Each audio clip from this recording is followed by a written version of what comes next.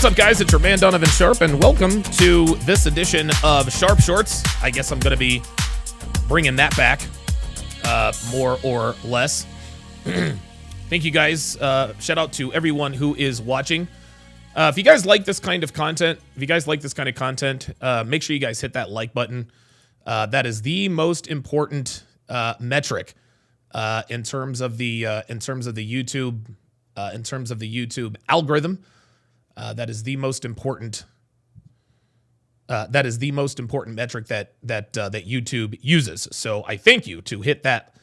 I thank you to hit that like button. I would greatly appreciate that. I'm more or less stalling a little bit just to make sure.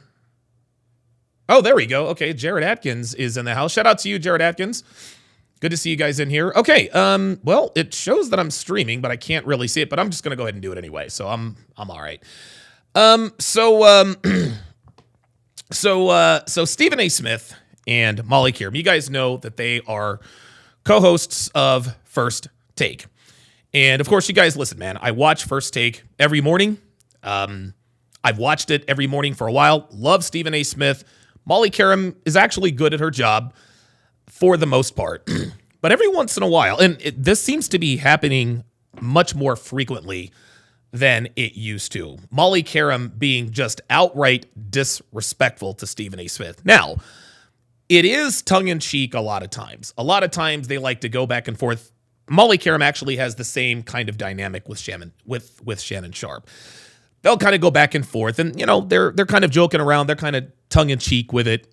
It's all in good fun for the most part. Well, lately, Molly Qerim has become more and more. She's become much more bold, so to speak, in terms of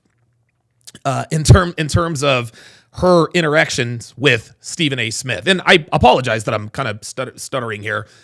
I'm a little bit new at just doing random current events, et cetera. I know I'm stuttering my ass off, but I'm just not used to this kind of stuff. So you guys will have to excuse me. Usually during my normal podcast, I'm doing maybe 3 or 4 hours of prep, doing the research, so I know exactly what I'm doing. But it's going to take me a little while to get used to, but I promise I'll get there. It is what it is. Anyway, so lately, I have noticed that Molly Qerim, and I'm sure you guys have too, shout out to Apollo on the Rumble side, I noticed that you guys have too, she's become increasingly disrespectful, and it all sort of culminated in this little interaction. Now, this actually happened today. I want to say this happened a little more than an hour ago. Of course, I rewound it and recorded it, so fair use, and this is not, it's 8 seconds, copyright and all that. But listen to this exchange. So Stephen A. Smith and Shannon Sharp and Molly Qerim, unfortunately, are discussing the woeful offense of the Pittsburgh Steelers. The Pittsburgh Steelers have a JV offense. The reason why Russell Wilson is captain checkdown is because he's been sacked more than any quarterback in the NFL over the last 2 seasons. Justin Fields superior athletically, but he can't seem to really handle the snap. We all saw that about a game and a half ago. So they're discussing the offensive woes of the Pittsburgh Steelers, and Stephen A. Smith is a Steelers fan. I don't know why he is, but he is. Anyway, so that all culminated in this interaction between Stephen A. Smith and Molly Qerim.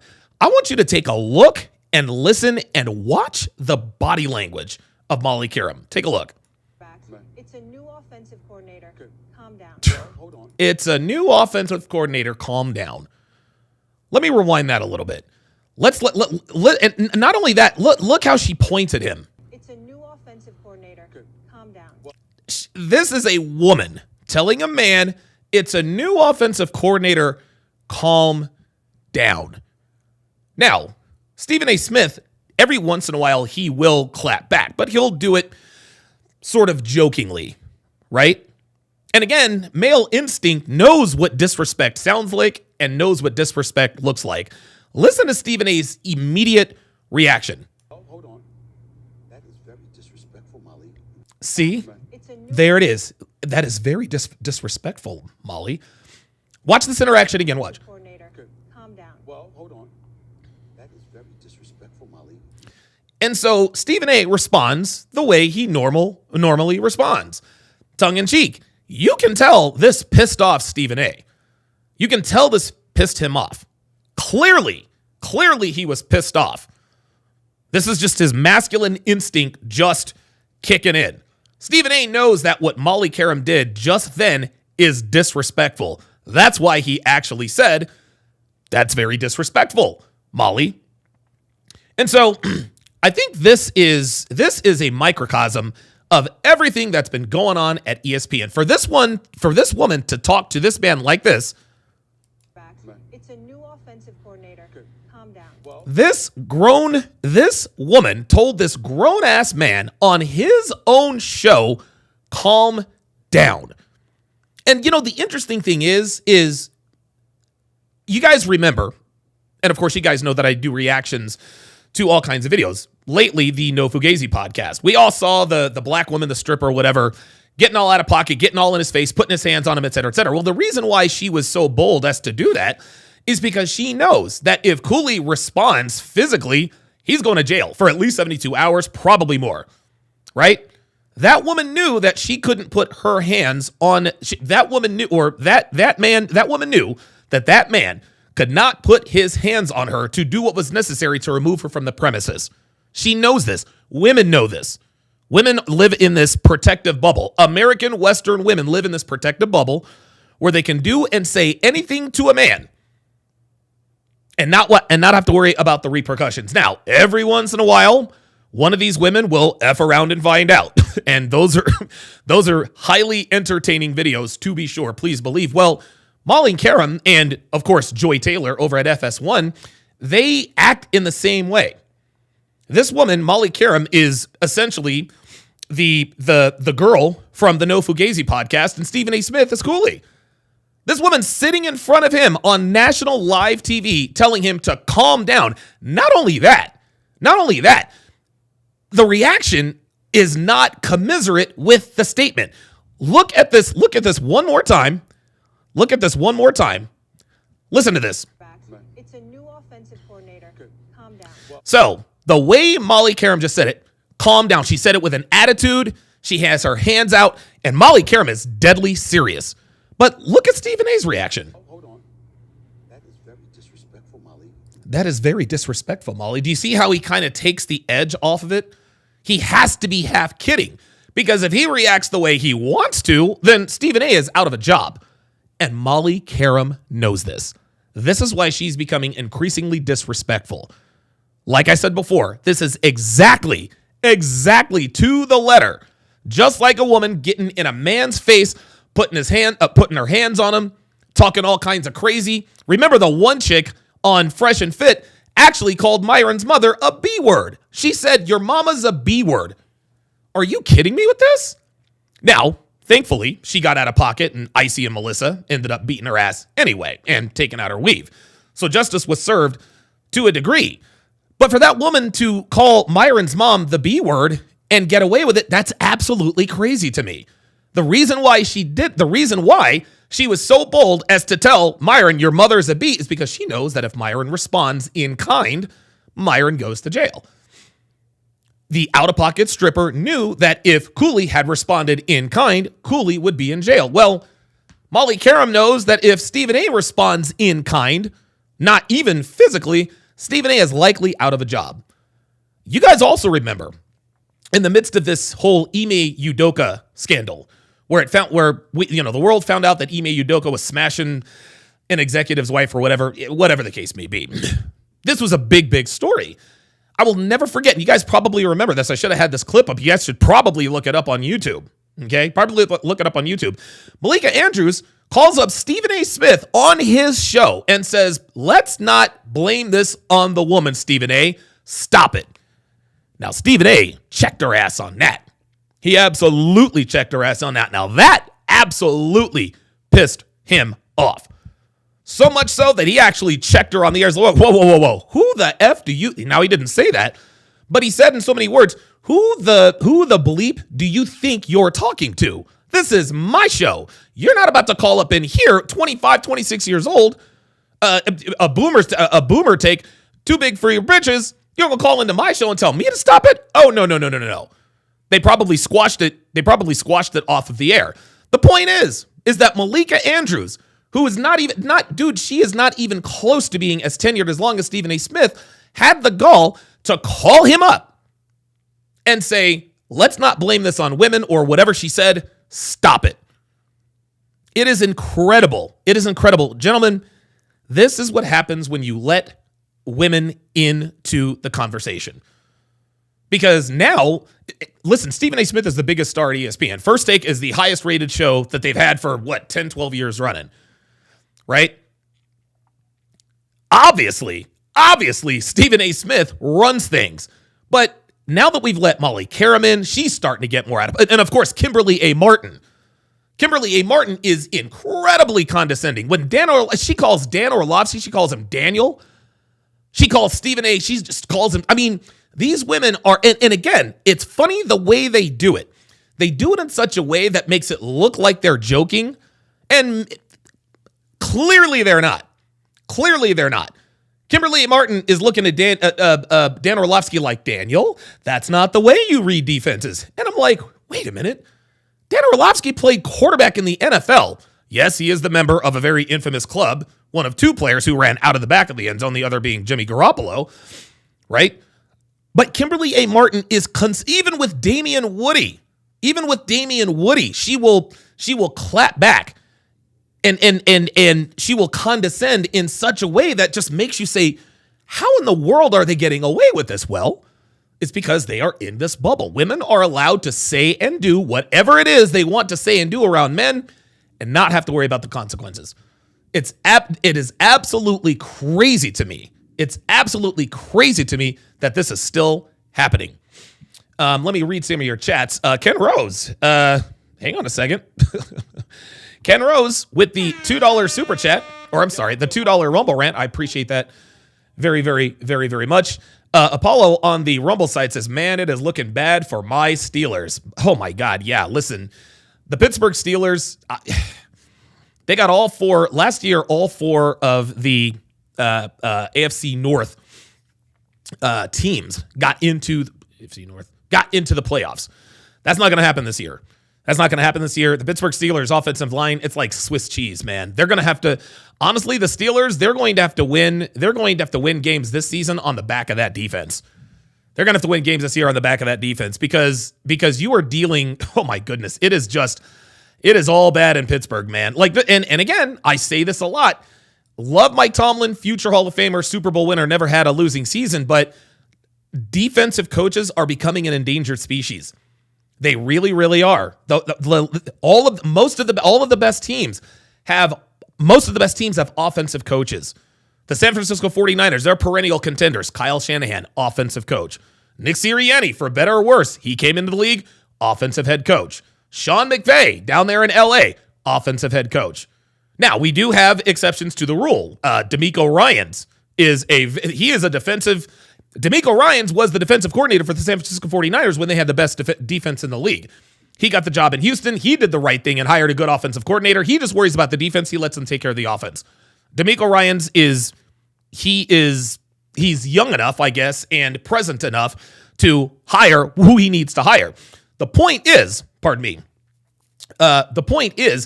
that defensive head coaches are becoming an endangered species. Okay, so Dan Quinn got the job in Washington.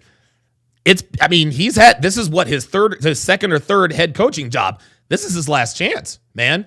And also, he replaced another aging dinosaur coach in Ron Rivera. Pete Carroll, defensive head coach out there in Seattle. He's out the door. Bill Belichick, arguably the greatest NFL head coach of all time, defensive head coach. He's up out of there, right? Raheem Morris took over for the Atlanta Falcons. He's best friends with Sean McVay, offensive head coach. Mike Tomlin is a defensive head coach, and if he doesn't watch it, man, he might actually find himself on the hot seat. Let's see. Let me. I'm Labib says, I grew up in Moon Township. Now I live in North Carolina. I'm sorry.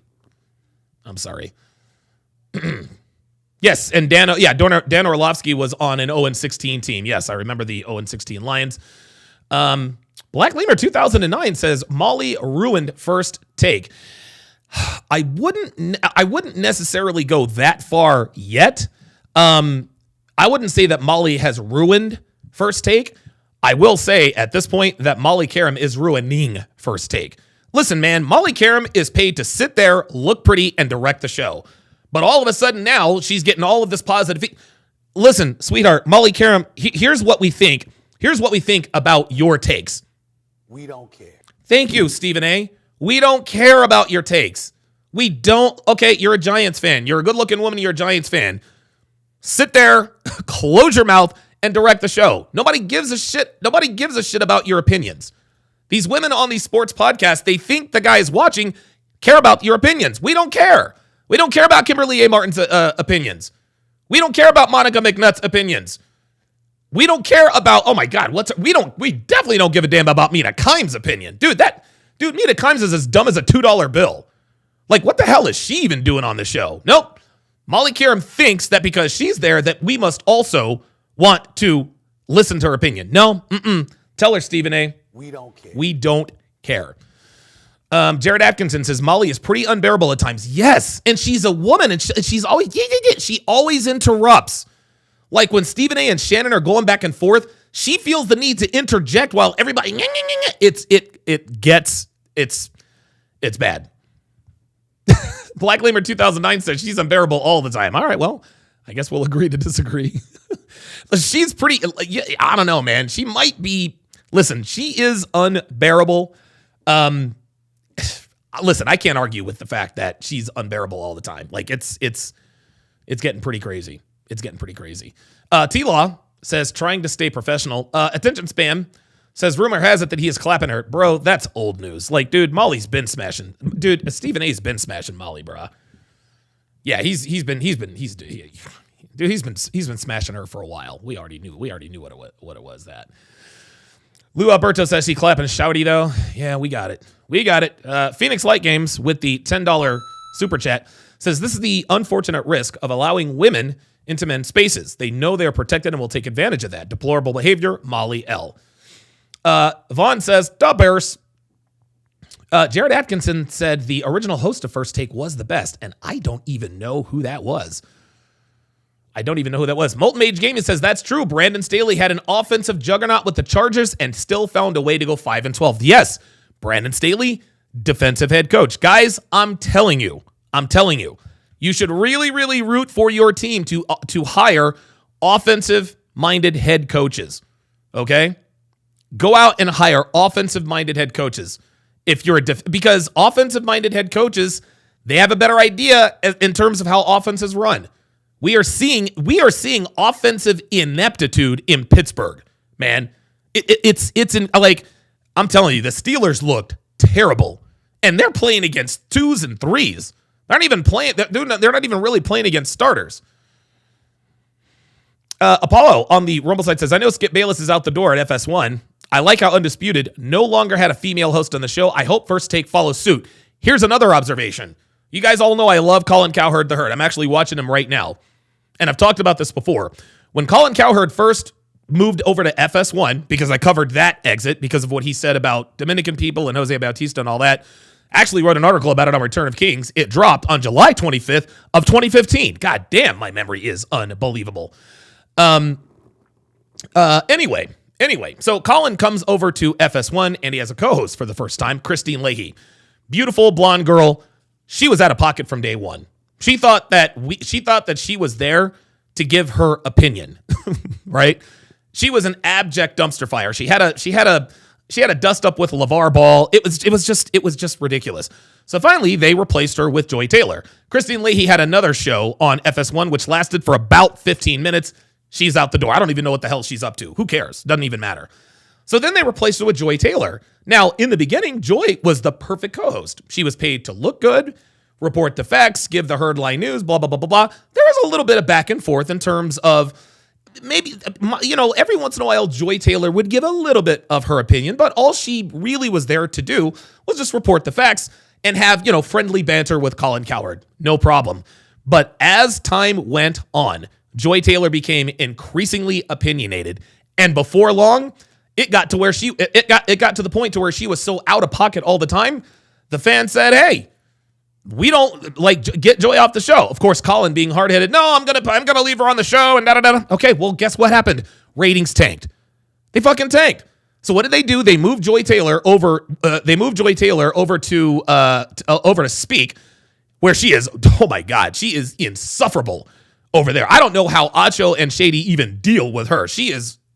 Anyway, Colin Cowherd now brings in a male co-host, Jason McIntyre, and the show's ratings have never been higher. So again, this just goes to show this is a male space. Men want to hear the opinions from other men. Listen, if I want to hear someone's opinion on how to birth a baby, I'll watch a woman, okay? But I'm not interested in Kimberly A. Martin's analysis on the 3-4 defense in Pittsburgh, okay? I don't give a shit what Molly Qerim thinks about the Cleveland Browns' #1 overall defense. I don't care. I don't give a shit. Tell her again, Stephen A. We don't care. Yeah, it's unfortunately Stephen A. can't really react like that. Let's watch this one more time for those. It's a new offensive coordinator. Calm down. Calm down. Unbelievable. Phoenix Light Games with another $10 super chat says, the reason why she interjects when Shannon and Steven are having a conversation is because she wants the attention back on her. She feels left out. I've seen her face when she wants to say something. That is, man, I'm going to Don DeMarco you for that. Yeah, that absolutely makes perfect sense. It's incredible. Like, she thinks that the audience is there to watch her. They're not. Molly, you are paid to look good and direct the show. We don't care about your opinion. So yes. So of course, I mentioned earlier, I forgot who the first host of First Take. Now, First Take, the show First Take has evolved over the years. I think it used to be called Cold Pizza, and it was hosted and co-hosted by Dana Jacobson. Shout out to Jared Atkinson and Jay Crawford. So Dana Jacobson and Jay Crawford, they used to host this Cold Pizza. And as a matter of fact, I think Skip Bayless used to make appearances there too. Over the years, it evolved. At some point, it became First Take. It was Stephen A. Smith and Skip Bayless. Well, of course, Skip Bayless ended up going over to FS1, doing the show Undisputed with Shannon Sharp. And then, of course, Stephen A. Smith, Max Kellerman, and Molly Qerim. To me, when Stephen A. Smith, Max Kellerman, and Molly Qerim, that was the golden age of First Take. Molly Qerim stayed in pocket. She directed the show. Max Kellerman, Stephen A., it was all good. Now, of course, Max Kellerman, he's an SJW, whatever, right? But over the years, since Max Kellerman has left the show, Molly Qerim has continued to display this kind of attitude. Calm down. Incredible. Omar says it was Carrie Champion. Yes. Oh, yeah, I do remember Carrie Champion. 9 Lives 210 says, Don, do you remember when LeVar Ball checked her? Not only do I remember that was on my first YouTube channel. This was episode, I'm pretty sure that this was right after episode, I want to say 17. I remember that because I talked, this is before I showed my face on YouTube. So I talked about, I released just a video or just an audio video on YouTube, got like 28,000 views. It was the highest viewed video of all time on my channel at that time. It was unbelievable. So yes, I do remember that. Weaponry Fitness says, in my opinion, Jenny Taft was the best host. Maybe. Deshiznit702 says, I'm hoping Sean Payton can repeat the offensive magic in Denver with Bo Nix these next years. Guys, I think that Bo Nix is a low-key candidate for Offensive Rookie of the Year. You heard it here first. Let's see. Arkham Knight says, who remembers the quote, you can switch gears with me anytime quote from a LeVar Ball and hasn't been back since, but years ago was practically bending over in front of Terrell Davis with the football. I have no idea what the hell that means. Like, come on, Arkham Knight. What are you doing, dude? Jesus Christ. I mean, I swear, there's always a clown in here doing that. Let's see. Yep, Crazy Imaginal says he could not check her because he is on ESPN. That's exactly right. Money Mitch says, I miss Carrie Champion. Well, that makes one of you. Carrie Champion is absolutely insufferable. Frank Casillas says, Molly is only nice to look at, but horrible to listen to. Eben Zuer says, checking in. 9 Lives 210 says, Don, why can't women just sit there and be humble? Well, because they want the attention. That's why. Arkham Knight says, we all remember Molly adding her 2 cents during the Deshaun Watson frivolous case of the so-called victim. She was mad as hell because he got that huge contract from the Browns. Yeah. Yep, that's exactly right. Alord 3000 says, remember when Cam Newton got in trouble for laughing when a female reporter tried to talk to him about running routes? Yes, I remember that too. Jared Atkinson says, I still think the golden age is when it was Skip and Stephen A. You want to know something? I stand corrected, Jared. I think you're right. I think the golden age of First Take was the original. Stephen A. Smith and Skip Bayless. That format was so good that literally spawned off the genre. Benny Negro from Queen says, Black Red Pill community is like a community between two worlds. I mean, listen, I don't know what that means. Drede says that happened on NFL Network. I mean, I'm sure it has. I'm sure it has plenty of times. All right, guys. Well, listen, great discussion. Thank you for the comments. Thank you for the super chats. Later today at 1:00 p.m. At 4:00 p.m. Eastern, 1:00 p.m. Pacific Standard Time, I will be going in on the quote-unquote mostly peaceful Latinas, Linda, I've already forgotten her name. What's her name? Linda something or other. What is it? Linda Catalina. Linda Catalina, of course, listen, she's a bitch that just calls people broke. She calls them broke peasants all the time. I actually made an appearance on Saucecast remotely, and she was there with her rotund friend, and she says, "You're broke, you're blah blah blah blah blah." Well, it turns out that Linda Catalina is actually broke, as she has run up nearly $26,000 in credit card debt. So I'm very, very much looking forward to cooking her rotund hindquarters. I'll just put it to you like that. Thanks for watching, guys. We'll see you next time.